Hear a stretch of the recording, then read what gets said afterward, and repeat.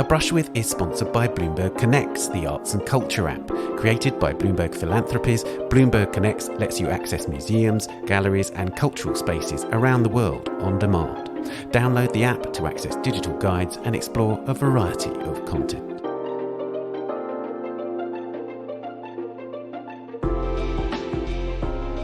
Hello, I'm Ben Luke and welcome to A Brush With, the podcast where I talk to artists about their influences, including writers, musicians, filmmakers and of course other artists, and the cultural experiences that have shaped their lives and work. And in this episode, it's a brush with Helen Marten, an artist who works in sculpture, text and screen-printed paintings to create a rich language of forms with a remarkable breadth of materials. Her works entice us to make associations and draw meanings while remaining richly ambiguous. Helen was born in 1985 in Macclesfield in northwest England and studied at Central St Martin's in London and the Ruskin School of Fine Art at the University of Oxford, graduating in 2008. From her earliest shows, she combined 2- and 3-dimensional elements, creating inimitable installations that teem with objects and images. Many of her ensembles have structures that resemble furniture or architecture, some of which is manufactured and bears the sheen of industrial production. But these constructions are often platforms for poetic and sometimes beguiling arrangements of stuff. Some objects are beautifully crafted ceramics and glass, and she's also created colourful casts of everyday things like walnuts and chicken legs. She interweaves these with found objects like orange peel or pistachio shells, things that appear to have been almost casually attached or tossed into the sculptural assemblage. But then nothing is necessarily as it seems. Part of the joy of Helen's work is in the way it makes you look harder and to ask questions of everything you see. There are visual puns and wordplay and moments where the combinations reach a level of absurdity, even slapstick, as Helen has acknowledged. For instance, in a work called Horizontal Weather, she created 2 satellites with metal trays that held tiny to scale representations of all the known planets in the solar system, which were sitting on jesmonite casts of biscuits. Helen's work constantly demands that our attention shifts, which feels like a riff on the bombardments of the online experience. But her art doesn't just reflect our image-laden world, it undermines it, questions it, picks it apart. And this is no less true in her paintings. Calling them paintings is somewhat inadequate because they too sit between different genre and formats. They're screen prints but with relief elements, often including metal bars that divide them into sections. They too have unexpected material properties. Helen's frequently used nylon paint on faux leather and recently cellulose paint on aluminium. And like the sculptures, they're full of distinctive visual elements, heads and figures that veer between art historical references and cartoons, bold fields of colour, tiny calligraphic drawings and snatches of text. A series of paintings called The Almost Horse comprises 26 panels, each of identical size and corresponding to a letter in the alphabet. They were arranged in order around the Sadie Coles HQ Gallery in London in September 2022. Each image featured a bronze thermometer in the form of a frog holding a raised umbrella, whose patina and glass eyes changed in each painting. This temperature gauge was fixed alongside a view of a landscape with an expanse of water, grass, a tree and architectural elements, whose perspective shifted with each painting. To further complicate this intriguing world that Helen had conjured, she accompanied each image with a passage of text from a fictional story she'd written, with an oblique, overarching narrative relating to the sculpture elements and wallpaper that completed the installation. And the written word is crucial to Helen's work. Many of her shows derive from her poetic texts, which reflect an idiosyncratic literary style, which reached its heights in the form of her novel, The Boiled In-Between, published in 2020. Her writing's notable for its clear immersion in the wonder of words, its conjunctions, caresses, outbursts, jolts and collisions, completely consistent with her sculptures and paintings. Everything Helen touches is marked by a profound curiosity and an impulse to experiment, a desire to bring apparently unnatural bedfellows into unlikely relationships. Referring to her use of materials, she once said that she likes mechanical precision as much as hand-wrought imperfection. And it's this with which I began our conversation. Would she say that the tension between those two extremes is at the core of her work?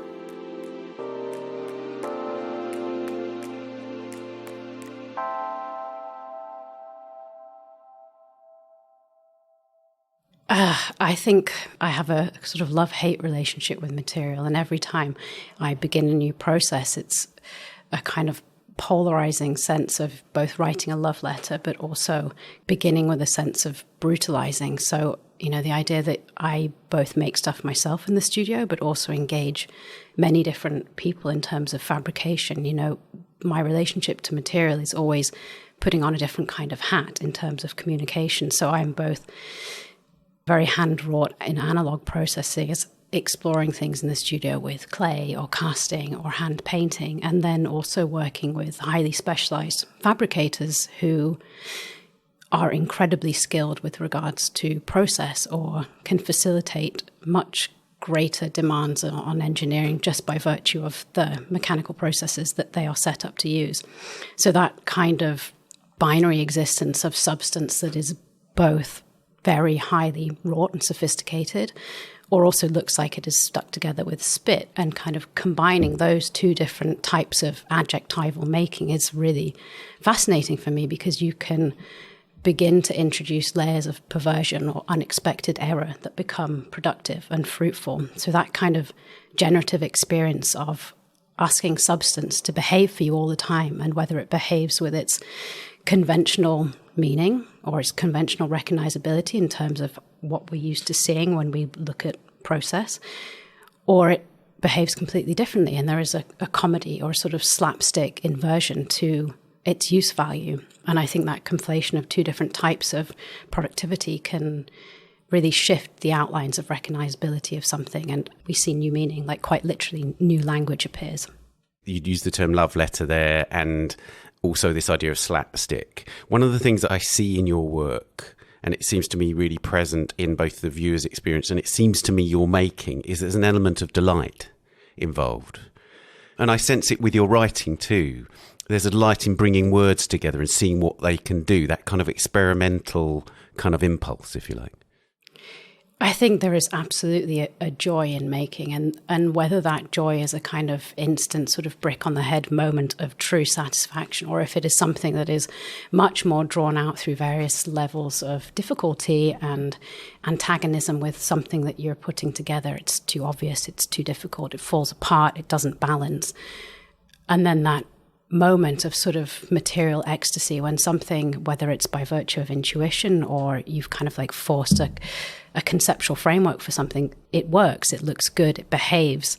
And that moment of thinking when you're sort of, you have all of these ideas that you're holding in mind and they almost exist in different laminated planes, and you're sort of shuffling through these imaginative playing cards of image and meaning, and nothing quite makes sense. And it's this sort of like cyclical moment of trying to piece these things together and find a new grammar for something that has, I don't know, a sense or designated meaning that isn't just hermetic feeling. And then suddenly there's this glorious moment of alignment, and I can never quite define or understand exactly where that point is, but somehow things suddenly fit. And it is just this like miracle light bulb moment of thinking, that is it. That's what I've been dreaming, that's what I've been seeing, but I haven't quite been able to pass in terms of material substance or, you know, give its relationship to gravity a true sense of solidity. So there is a real joy in that, a real pleasure. You know, and a love letter has that kind of bittersweet pleasure-pain principle that, you know, love is not always happy. It isn't always momentous. It can be fleeting. It can be brief. It can be passionate. But when it works, it truly works. One of the things I'm struck by when I look at the works is I don't know how it begins and I don't know how it ends in terms of the making. And it seems to me that that must be an extraordinary negotiation. You've hinted at it there. Tell me about that. I mean, do you begin more or less the same way every time? Because I know you begin with lots of research every time, but can the sort of first, if you like, visual element vary enormously, or will it tend to be quite consistent?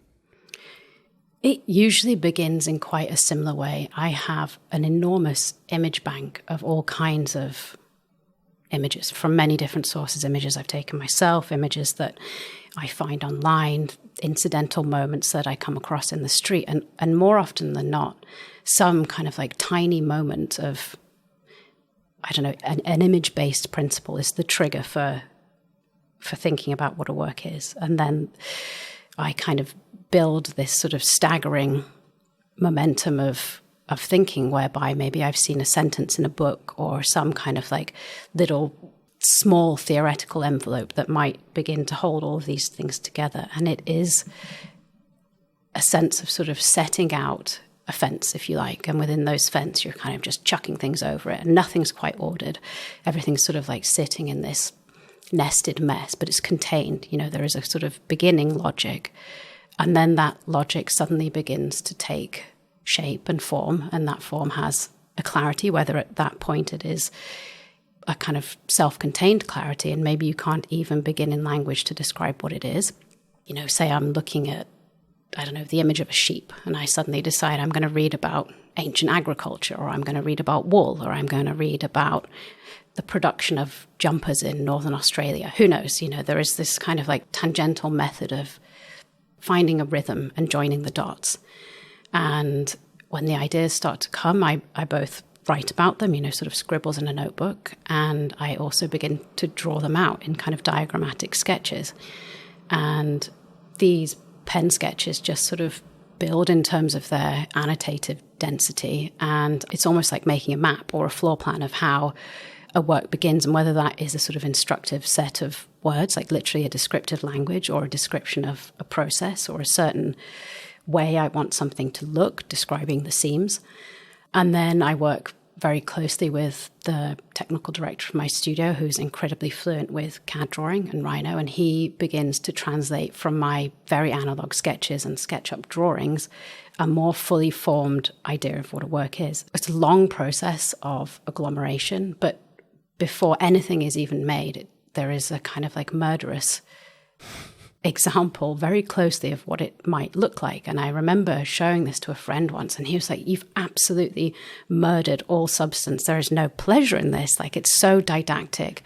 There's no kind of like generative space for inflection, for intuition." I was like, "But you've missed the point. I've been through that process, and this is the sort of like determined end point." And of course, within that process of producing and making, things change, and things don't work, or things literally fall apart, or they're too expensive, or material doesn't bend a certain way, you know, empirical problems rather than conceptual problems. And in that process of kind of like gathering and sorting, I have new ideas, and things begin in this sort of avalanche of, I don't know, ideas coalescing and morphing within one another. And it's really exciting. And I love going through that process and sort of emerging several months down the line with a plan. And at a certain point, that plan becomes the blueprint for execution. One really feels that when you're in a show of your work. So let's talk about the most recent Sadie Cole's show. There's a real constant sense of shifting, transformation between all the different registers of the exhibition. So on the one hand, there's this upside down horse on the wall, which, you know, you shot the photograph of that horse in the actual gallery, right? And then created a fake gallery around it effectively. And then you have this quite crude but actually enormously complex construction of a horse in the gallery whose tail goes around almost like a duct around the exhibition space. You mentioned sheep actually in the previous answer, but actually it was clear to me that you were thinking about the horse, and you know, one of the titles of the show was The Almost Horse. And it just seems to me that you're teasing out again all these different possible means in which you can explore this idea of a horse and what it can signify, all the loaded interpretations one might have relating to that entity. Yeah, and that show has a diptych title. So one title is The Almost Horse, and the other title is Third Moment Profile. So already within the construction of the titling sequence, you have this immediate sense of duplicity or distrust, and the adverb of almost being anyway a qualifying word. You know, the almost horse. It is not a horse or the blue horse or the happy horse. You know, the descriptive qualifier of that word is one of ambiguity and mistrust. And the horse itself as an image within that show was almost arbitrary. I wanted a really loaded and kind of canonized image that could act as a vessel. And by virtue of having a steeped history, an art historical history, a civic history, a psychological history, a mythological or fantastical history, and of course, the Greek history of Odysseus's folly of the Trojan horse. So all of these things that came as kind of like happy but free baggage with that idea of the horse was really interesting to me. And of course, the sheer absurdity of bringing a horse into a gallery in Mayfair, photographing it, and using that photograph as the backdrop for the majority of this work, albeit in a landscape that I had reconstructed in CGI to perform a perspectival trick. So when you looked through the window from the outside, the horse that existed already upside down, so one moment of remove from its sort of responsible, stable position on the earth, was also performing a secondary perspectival trick, being that the lines of the floor and the ceiling had been altered to create a kind of elongation of the back wall. So you had another sense of falsity and a kind of an elongation of this space to create a mistrust of the space that the horse was in. Completely shifted the space, didn't it? It was amazing, that effect. It created another space. You knew it was an image, and yet the space was completely shifted by it. And of course, the horse in the wallpaper image, it's a real horse, but by virtue of being dropped into this digitized space, its content was sort of removed. There was no physicality to this idea of the horse. It was simply an image. And, again, performing its refusal to be a material horse, its refusal to be a language horse, and its refusal to be an image horse. So these three different levels of remove that were also performed by different objects in the show. There was, as you said, a kind of enormous horse structure with a tail kind of simulating this hanging ducting that was produced in steel and fabric. So, these immediate connotations of provisionality of something that is tent-like in its construction and therefore suggests volume but is actually made incredibly economically. And then several panels, 26 of them, each depicting a shifting language and each one designated to correspond with a certain letter of the alphabet, so a literal A to Z. And within that A to Z, there was a narrative breakdown of a story, and that story also describing a relationship between several characters and another horse. So again, this sort of completely bizarre tripartite relationship between three different classic narrative ways to describe a horse through image, through language, and through object.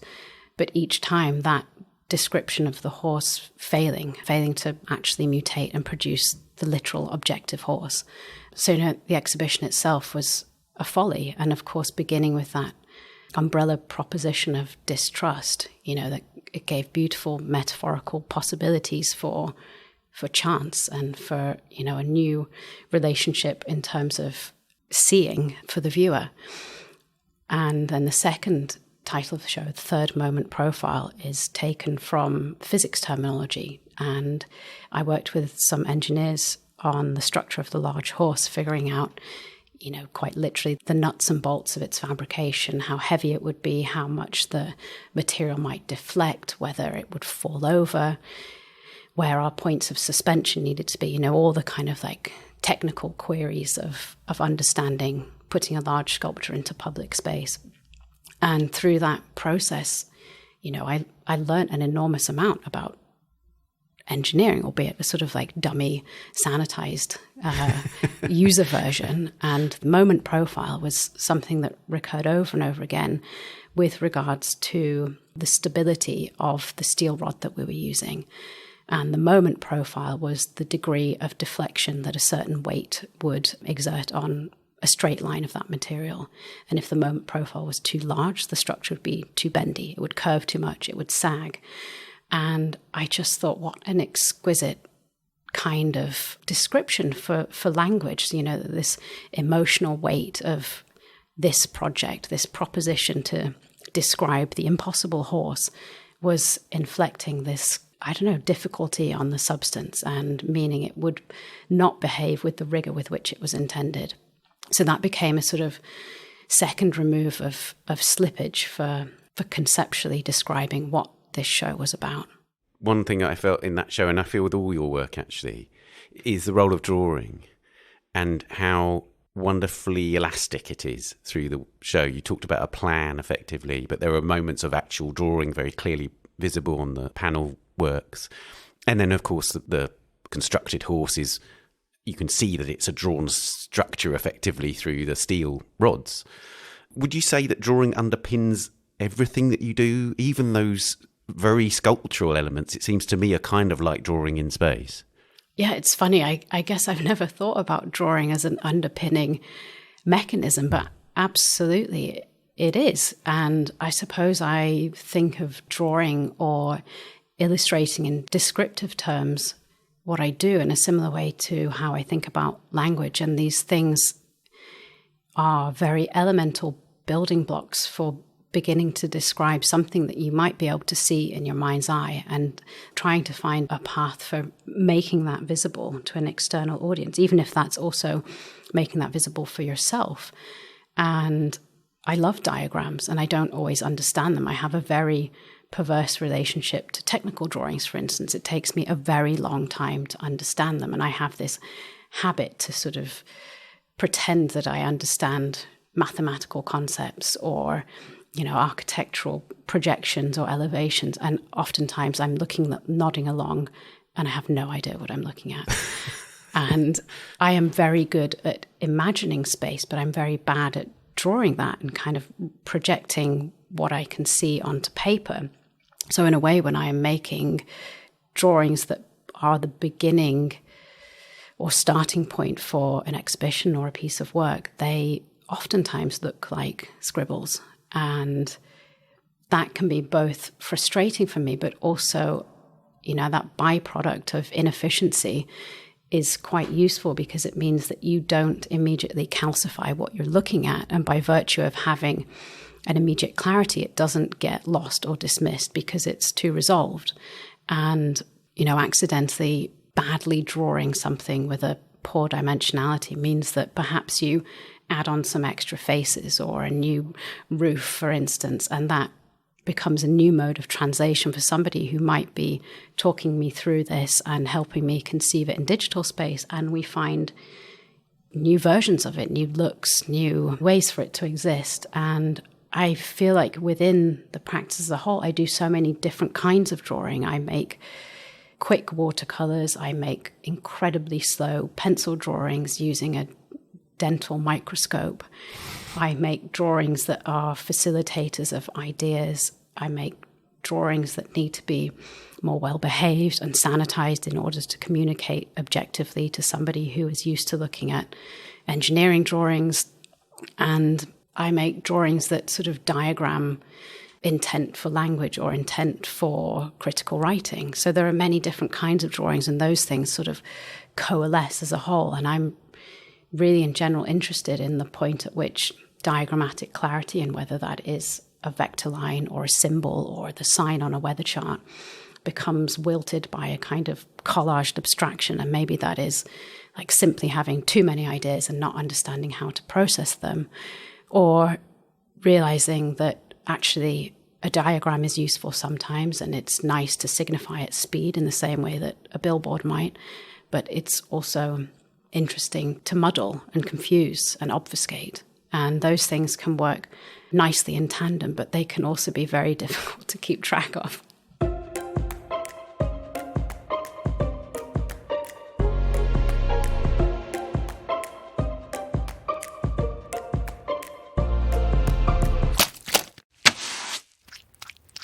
Let's move on to the questions that we ask all our guests. Who was the first artist whose work you loved? So I think there are three, and they kind of chart a chronology from being very small to being kind of pre-adult, so in my teenage years. The first one is Miró, and I don't know where I first saw Miró's work, but I think it may have been my grandmother gave me one of those blockbuster sets of art booklets. Maybe they were called like The Great Artist or something, these sort of like Reader's Digest, or perhaps, I don't know, some other British serial magazine produced kind of monographic books on artists. And I used to sit on the floor as a sort of 6-7-year-old and shuffle these around. And I remember for the first time seeing this Miró painting, and I don't know what it was or what it was called, but I just remember these colourful blobs on a blue background and feeling so sort of struck by that elemental and cosmic power of the colour and the shapes colliding. And at that point, my grandmother had also given me a set of cheap acrylics, and I was painting these crappy paintings on board, and I copied this Miró painting over and over again. he's still an artist I look to for that sort of sheer experimental permission that he gave himself to be both an incredibly entrenched political artist who disavowed the social constraints and norms of the time, but also somebody who embedded his work with so much humor and so much material gymnastics. And my parents still have this Miró painting that I reproduced on their wall. And it's horrible. It's a terrible painting, but it's interesting for me now to see it because the background and the kind of colored blobs are painted in acrylic. And then I must have had some sort of like deep frustration at not being able to paint the black lines either thin enough or with my small hand was not steady enough. And I have done it all in permanent marker.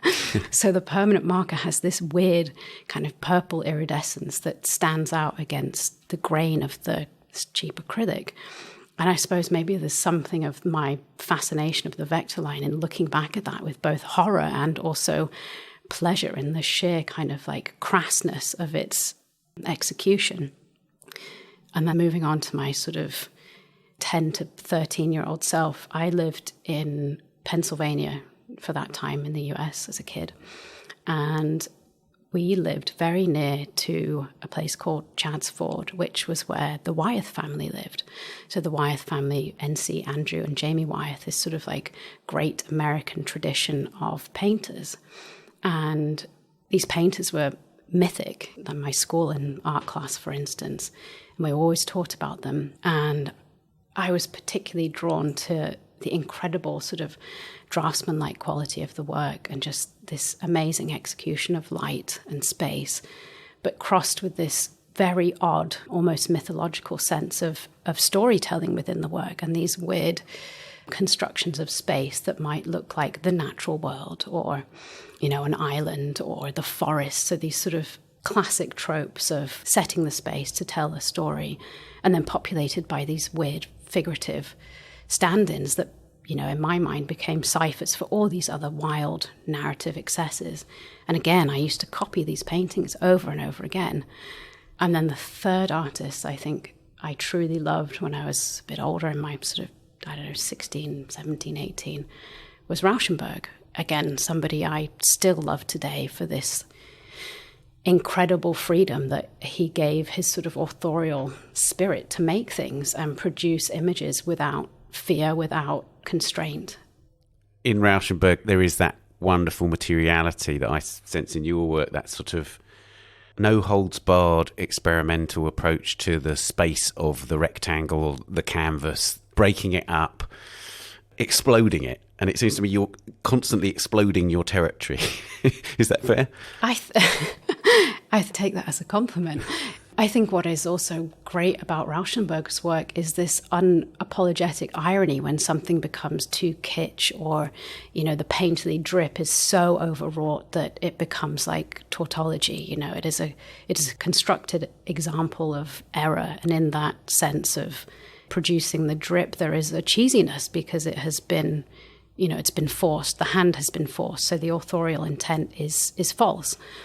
And there's no apology for that in Rauschenberg. And I love this explosive sense and generous sense of, you spoke about joy earlier, like this sheer pleasure in finding new modes of making visible what he was thinking, what the political currents of the time might have been, what his inner emotional landscape looked like, the complications of his sexuality or his visibility as a male artist.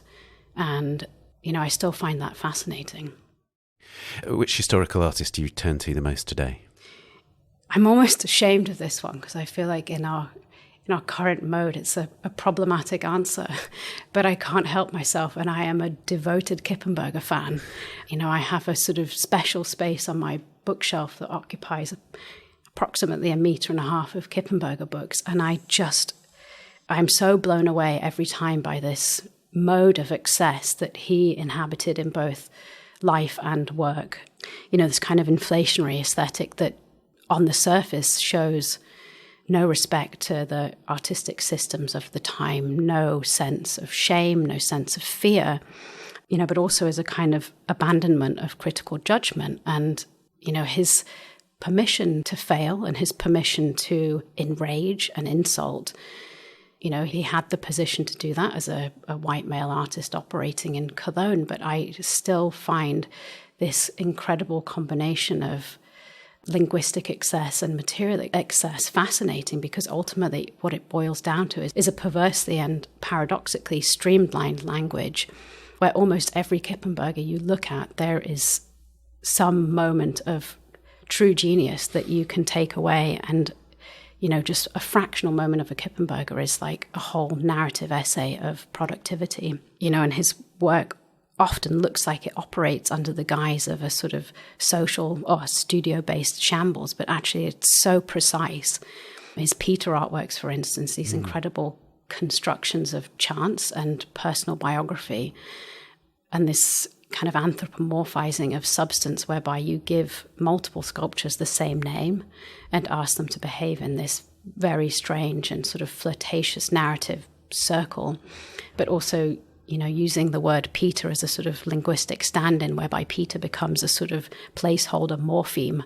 And by virtue of that, you know, everything has a Peterness, like a Peter kind of guy or a Peter kind of sofa or a Peter kind of bathtub, you know, almost like a stand-in for the word thingy-majig. And I love that sort of both self-deprecating sense of, well, this is how it is and this is what fits and this is what I had to hand.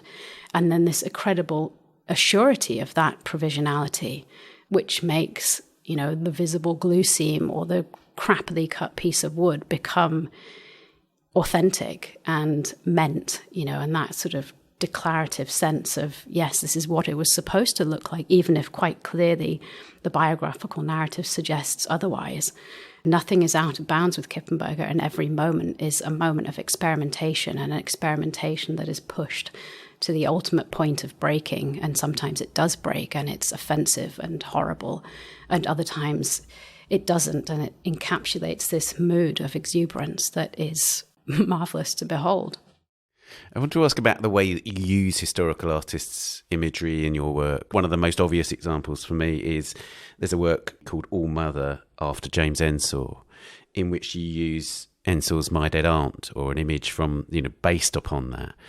Can you say what role quotation plays in your work? And is it a difficult decision when to quote and how to quote? I think I'm a complicit plagiarist. That would be the answer to that question. And I think theft habits in general, you know, we thieve all the time from all kinds of different sources. James Ensor is definitely somebody I look back to over and over again for the exquisiteness of his hand. You know, his line in drawing is so amazing and so communicative. And really, as an image maker, he constructed some of the most bizarre but also poignant and searing moments of kind of political clarity, of mocking, of kind of idiosyncratic fuck yous to the politesse of the time. And I absolutely steal from James Ensor all the time, hand on heart. You hear it now. But in terms of legitimizing quoting, you know, sometimes I, in the title, for instance, give a nod to, you know, what the source imagery might be, like you mentioned, after James Ensor. And other times, maybe the quotation, I feel like there's a hierarchy of quotation. And if you're stealing from Rembrandt, so be it. You know, Rembrandt's had his celebratory moment and I've pinched it. You know, so stealing a Rembrandt cat goes sort of unquoted. Whereas, you know, in other instances, it feels like there needs to be a descriptive nod to the source, you know, and I'm looking at so much image all the time. You know, inevitably there is a degree of osmosis, and sometimes that goes unnoticed, and perhaps you've stolen something that you haven't quite realized you've stolen. And I think all artists do that all the time. We borrow from each other, we recombine, we collage, and that is the kind of the joy and the perversity of making things real. Let's talk about contemporary artists. Which contemporary artists do you most admire? This is a really hard one. There are a few. Kai Althoff is one of them. Robert Gober, Charline van Heyl, Rosemary Trockel. And I don't want to say too much about any of these artists other than they have so committed to creating their own worlds with an intensity of intention and production that is truly magical. And it's like magic to walk into these all-encompassing practices that are not apologetic, that make invention from all manner of images and materials and linguistic conceits. And those 4 artists, I would give the terminology hardcore. You know, they are so rigorously committed to what they are doing. And it's inspiring for many different reasons with each of them to see their work, and a pleasure. And I'm sure I steal from all of them. But I love all the work so much. One of the things about them all, I guess, is that they have created a space for themselves where they have a license to rove and to push their works in totally new directions. And I'm thinking of Charline von Heyl particularly, in the way that it's often said of her work that each individual painting could be by a different painter, and yet it's inimitably her. There's a curious risk you take by being polyphonic as an artist, in the sense that people find you difficult to pin down. But at the same time, artists like Charline von Heyl are so permissive to other artists, and like they give other artists license to say, oh, yeah, actually, I can do that too, sort of thing. Do you see what I mean?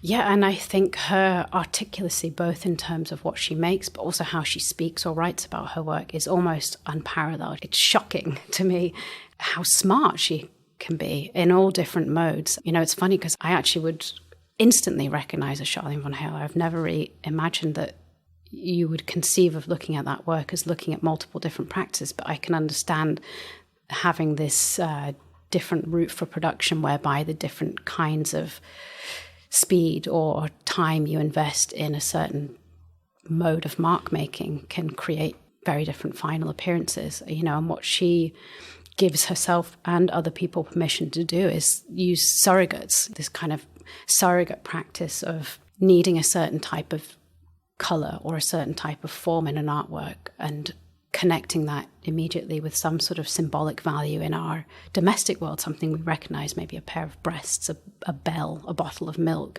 and using that form, but then somehow using it in such a method of fracture or a method of economical description that it breaks down, it becomes something else, and yet the underlying symbolic intent is there.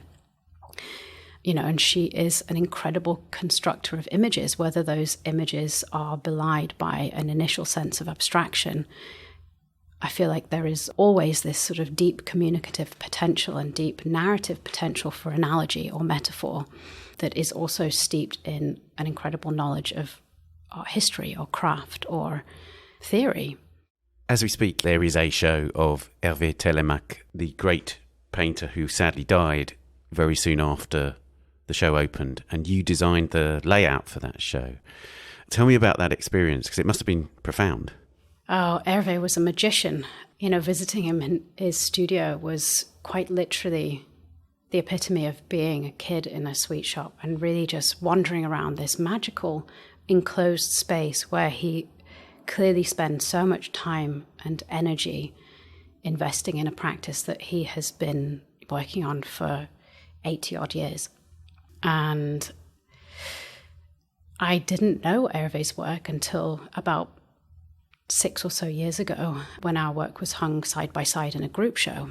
And I remember seeing the install images of this show and just thinking, what is that magical thing? And it was a really small work with a kind of diagrammatic painting of a pair of shoes, and across the painting was slung a wooden rod, and on top of the wooden rod there was a piece of striped fabric as though it was a towel hanging in the bathroom.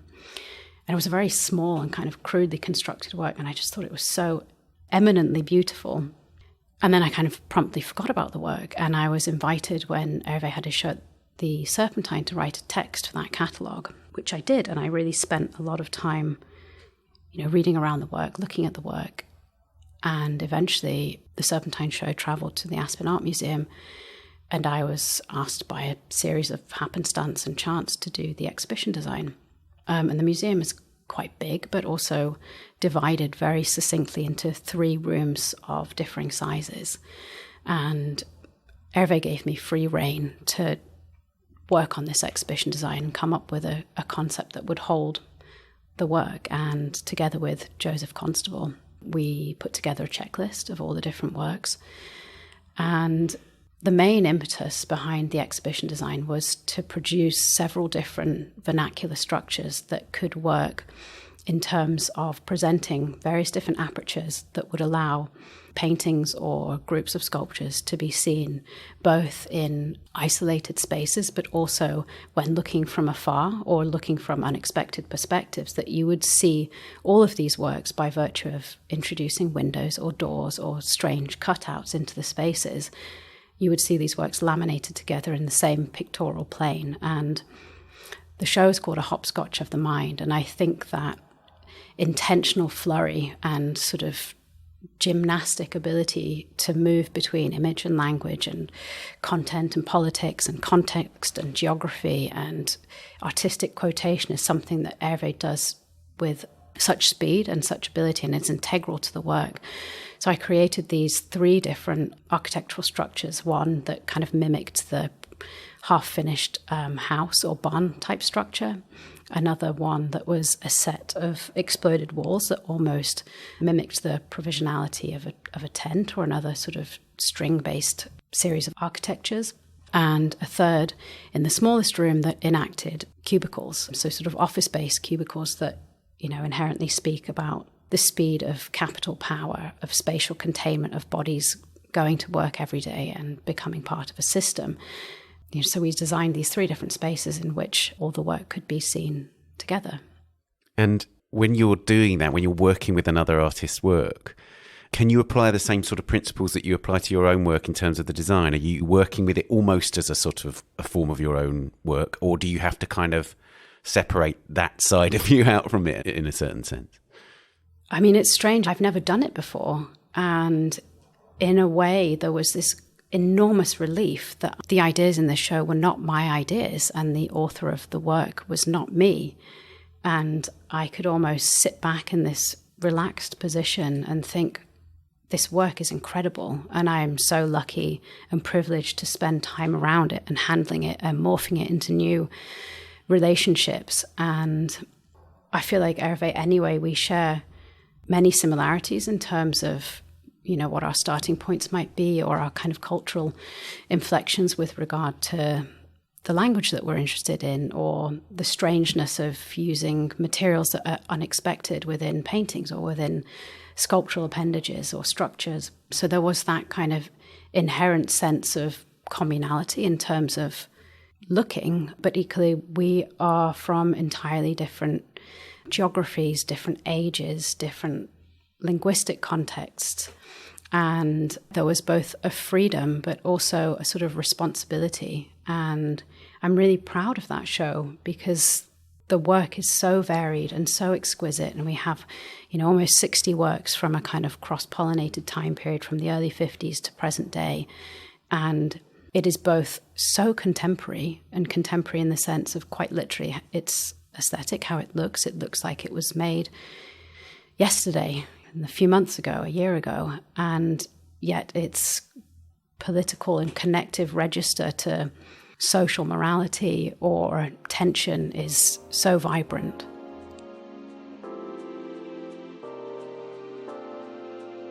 A Brush With is sponsored by Bloomberg Connects, the arts and culture app. The free app offers access to more than 130 cultural organisations through a single download, with new guides being added regularly.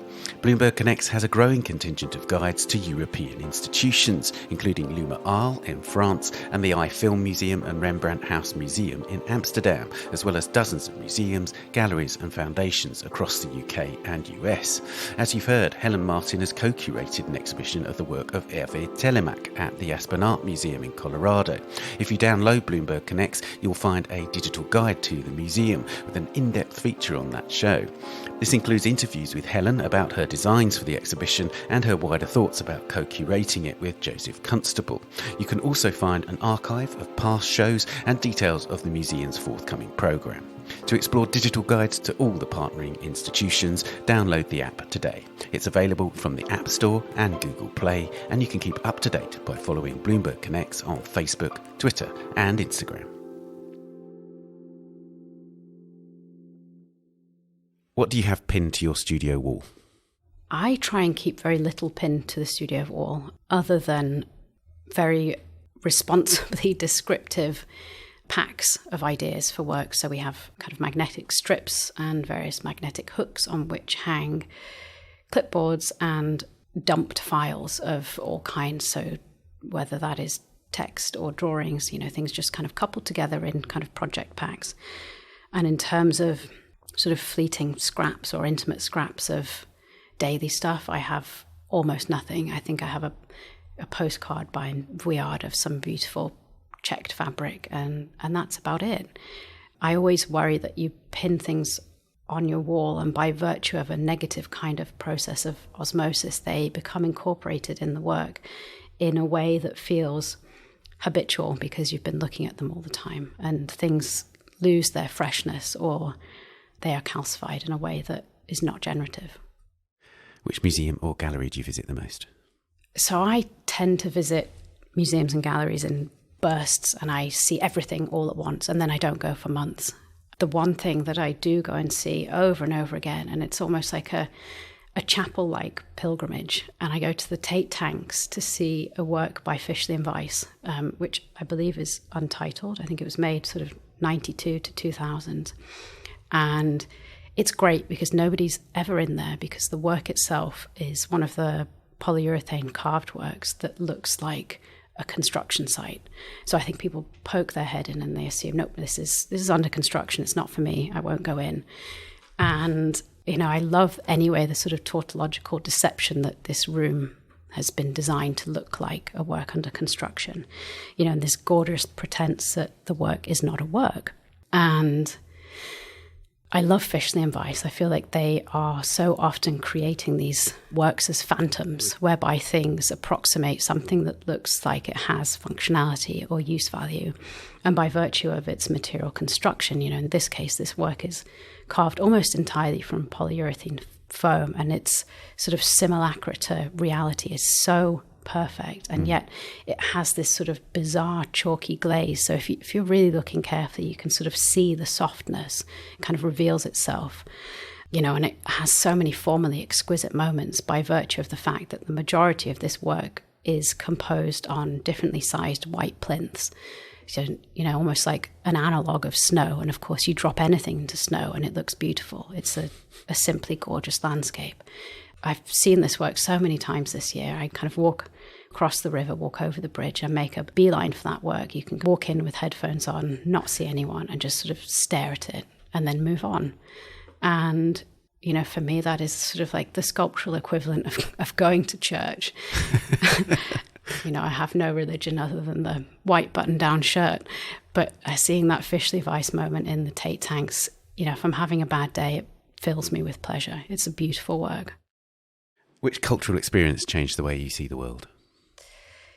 I think this would have to be the digital camera. When I was 16, I was given a digital camera by my parents. I think it was the first Fujifilm digital camera. And anyway, as an object, and for somebody who knew absolutely nothing about photography but pretended that they might, even though I was totally irresponsible and would never read manuals, I knew nothing about analog photography.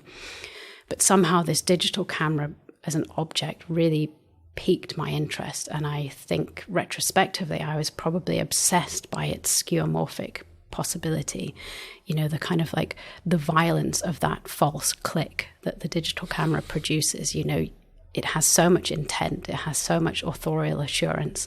You believe you are capturing a moment of importance, but of course it's a simulated trick. It's generated. These images that are captured on that camera are fluid. They're made of literal liquid.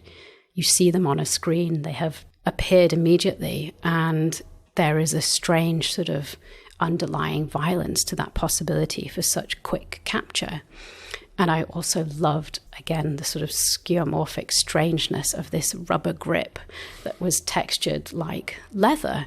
So this strange little kind of brick-like object that, of course, I don't know when it was when I was 16, that early 2000s, this brick-like clunky object. And just that possibility to take so many pictures and be totally irresponsible with how you might use the camera in terms of its narrative capture, because you weren't wasting film. There was no kind of like voyeuristic descent into waiting for film to return and see what you'd captured, because it was all there. Like this impatient teenager could see everything on the screen at once. And somehow I was very interested in Guy Bourdin at the time, and I for whatever reason. And I used to, using this new camera in the first days of unwrapping it, I would dress my little sister up in outrageous outfits and cover her in yellow lipstick and poise these sort of creepy, misogynistic pictures in the cellar to try and replicate this moment of high fashion with my new digital camera. I was going to ask you if you were initially using it as an art medium, whether you'd already decided at that stage whether you wanted to be an artist or not.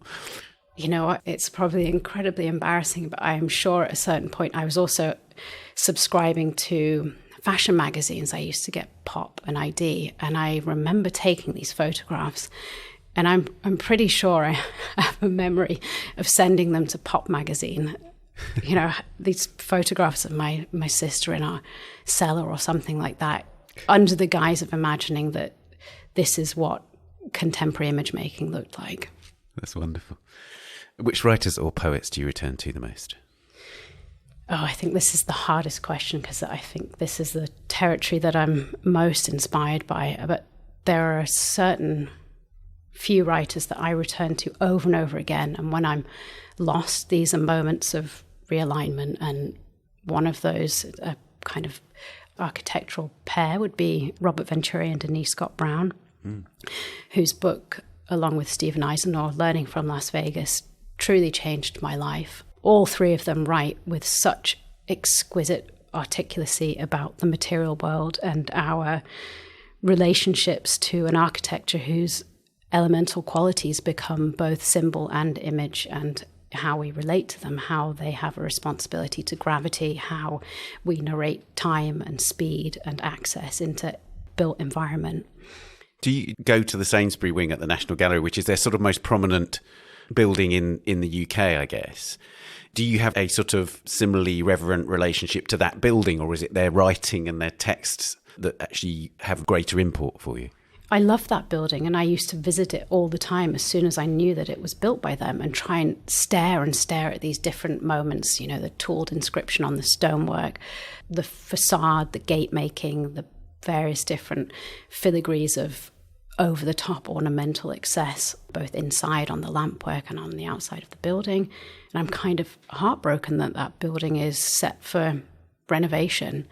But I think their writing really just triggered like an explosion of possibilities in my mind in terms of creating shapes or creating diagrams for sculpture, for instance, and via various different circuitous routes of projection, of language, of, I don't know, self-projected theoretical conceits, you could make something entirely different. And a house was no longer a house, but a kind of funfair of exuberance.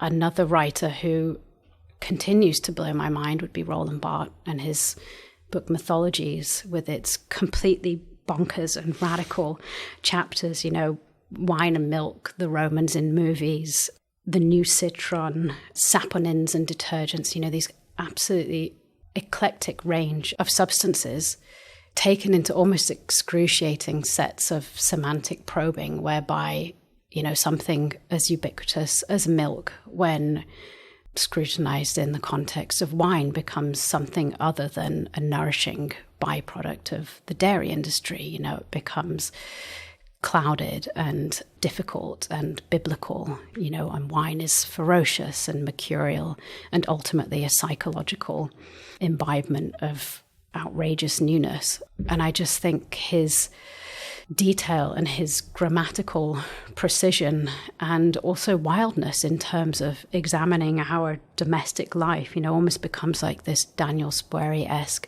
anecdotal topologies or topographies of, you know, the things most proximate to our daily lives. And if you're looking at things on a table, for instance, your coffee cup might just be a coffee cup, but in the context of some crumbs and an open page and a little bit of handwritten script, ultimately becomes something absolutely different. And this potential for magic by virtue of sequencing is something that Roland Barthes does so well. And in a similar vein, a book like 1,000 Plateaus would be something that perhaps the ultimate project is never to read that book, but to dip in and out like a maniac and behave with all the frenzy of the text and possibility for oddness and deterritorializing and sort of sonic violence. And really kind of replicate the meaning and intent of that book in the method of reading. I literally could flick through that book and find a single sentence that is the starting point for a whole cosmology of art making, and something that with absolute deliberateness, but also a polyphonic open-endedness, describes birdsong, madness, anorexia, addiction, politicizing of geography, space, everything is covered in this book. It's all encompassing and it's absolutely unexpected. And I think so many of us as artists and thinkers, writers have stolen from it. Did you aspire to that level of open-endedness? Because I'm speaking as somebody who's been dipping into your novel, and therefore I'm conscious of that effect that I can alight on a page and can take something from that and return to a different page and take something differently. There's a kind of fragmentedness which I'm really enjoying about it. Obviously, it's very difficult to say, I set out to write this novel and therefore I took this writer and I said, I want to do it like that. But was Roland Barthes writing sort of in your mind as you were writing? Maybe what was in my mind as I was writing, when David Foster Wallace wrote Infinite Jest, he composed it around the concept of a Sierpinski gasket, which is a piece of mathematical logic. It's a modal fractal that essentially, if you were to draw it, looks like a series of equilateral triangles subdivided almost infinitely by more equilateral triangles. So a triangle within a triangle within a triangle and so forth.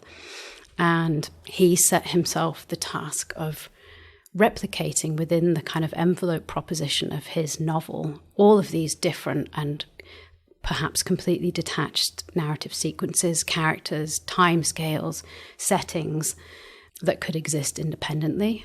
But when brought together by the deliberacy of the novel, I think the beginning impulse for the novel, The Boiled In Between, I was really actually thinking about architecture. And I thought, what would happen if you tried to project a narrative onto a house? And you use the house as the starting point, as a sort of substitute structure for having a beginning, a middle, and an end. And instead of those three classic principles of storytelling, perhaps you have a basement, you have a ground floor, and you have an attic.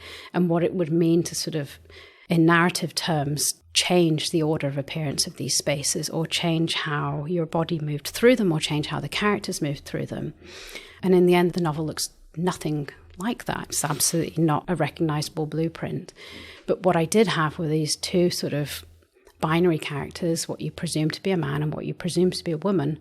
And then this overarching chorus of voices called the Messers, who almost act as the moral compass or the kind of ethical barometer for how these two pretty despicable beige characters exist in their daily life together or apart. And there is no classic narrative sequence to this book. There is an overriding narrative arc and things happen, but things sort of happen incidentally. And if you were to chart the chronological process, perhaps we only look at a snapshot of a few days or a week. Place is not specifically defined, but it is conjured with regard to its descriptive intensity. So you have a sense of where you are, but nothing is declared. And of course, within that novel, so many of my own personal interests are explored, or things become technical very quickly, and suddenly you are reading about water tendons on a garden sprinkler, or you're reading about the miserable sogginess but tropical intensity of a kitchen trash can. There are multiple sets of detail and there are multiple sets of storytelling intent. And ultimately, what you receive is, again, a kind of love letter to substance, and how as ontological creatures with daily habits, we begin to recognize rhythms in ourselves and rhythms in the world around us. And, how as sort of psychological beings, we unpick those things and they perhaps become motifs or ciphers for other enigmatic ways of retranslation.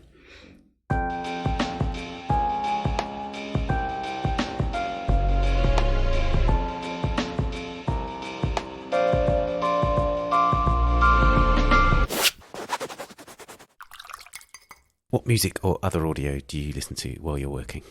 I don't listen to any music while I'm working. I can't do it. I wish I could. But as soon as I have music on, I lose myself. I find it more distractive than a stranger sort of chattering at volume next to you. So I almost exclusively listen to no music in the studio.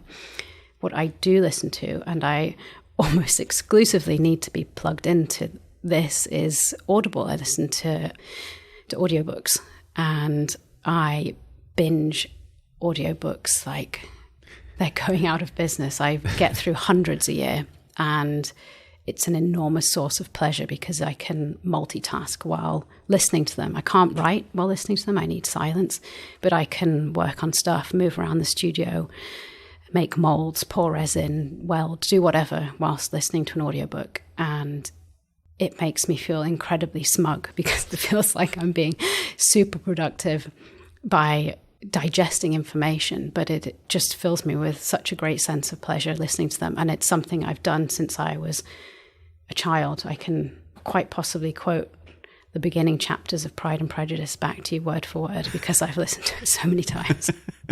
Do you see listening to audiobooks as an equivalent to reading the books, or do you treat it as a completely separate activity?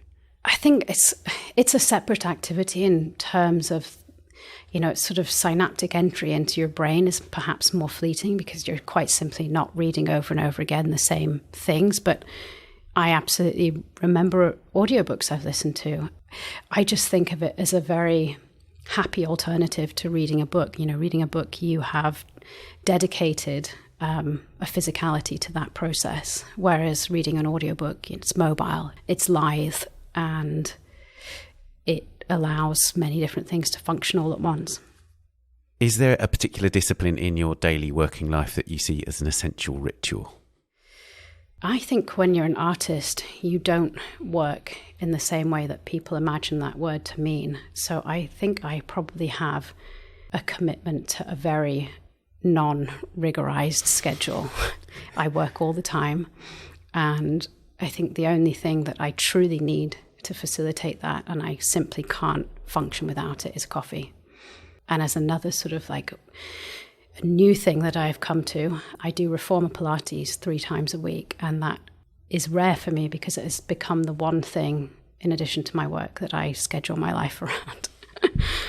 Is that something to do with the physicality of sculpture? Because Pilates is quite often a sort of remedial thing in terms of injury and the wear and tear of physical work. And, your work can be really heavy, right? So are you shifting stuff about in the studio? I do find that I often hurt myself, but that's not because I'm undergoing a kind of grueling schedule of self-punishment and making stuff all the time, but it's because I simply don't ask for help and I'm too stubborn. But I love Pilates because it is so nice being told what to do. If you could live with just one work of art, what would it be? I think maybe rather than a work of art, I would like to inhabit Lina Lombardi's glass house. And that would probably be fleeting because I would be so scared of being inside with all of that glass when night fell. But in terms of creating a clean kind of brutalist palette and a sort of methodology for, perhaps what she conceived as an ethical way to live within space, that might be it. And then perhaps if I were allowed 2 other things to sneak in there, I might have a Toulouse-Lautrec brothel painting and Man Ray's Duchamp collaboration, Dust Breeders. And lastly, what's art for? Art is for no policing of fantasy and for ensuring that the very real world around us is never diluted or calcified. I also love, anagrammatically, that the word artist could be rearranged to make the construction "tis rat." I feel like artists are inherently rats. We crawl about the city, not necessarily knowing street names, but fundamentally finding modes of interest en route. And there's something incredible about this fervent ground level activity that really speaks about what art is for and how it should be consumed and seen by a very open general public.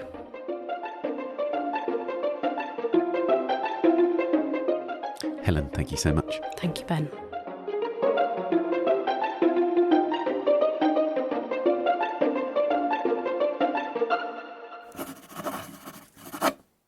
Ervin Telemach, a hopscotch of the mind, is at the Aspen Art Museum, Aspen, Colorado, in the US until the 26th of March 2023. And that's it for this episode. Please subscribe to A Brush With wherever you're listening, and do give us a rating or review on Apple Podcasts. Please also subscribe to our sister podcast, The Week in Art, a deep dive into the latest big art world stories, the top shows and the key issues every Friday. We're on Twitter @TanAudio and on Facebook and Instagram, of course. Production, editing and sound design on A Brush With are by David Clack, and the producers of the Art Newspaper podcasts are Amy Dawson and Henrietta Bentel. Thanks also to Daniela Hathaway. A big thank you to Helen Marten. We'll see you next week. Bye for now.